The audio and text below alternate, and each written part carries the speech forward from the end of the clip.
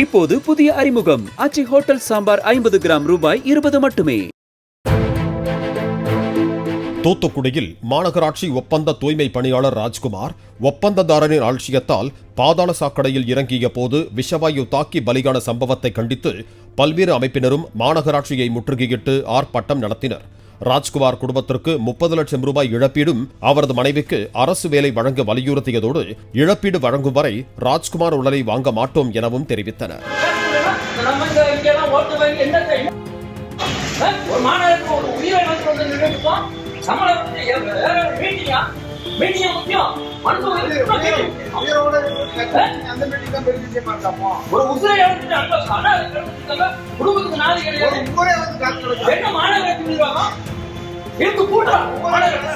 மரணத்திற்கு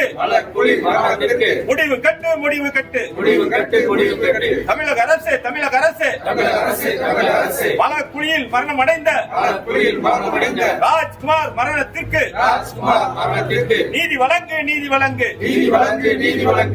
இப்போது புதிய அறிமுகம் ஆச்சி ஹோட்டல் சாம்பார் 50 கிராம் ரூபாய் 20 மட்டுமே.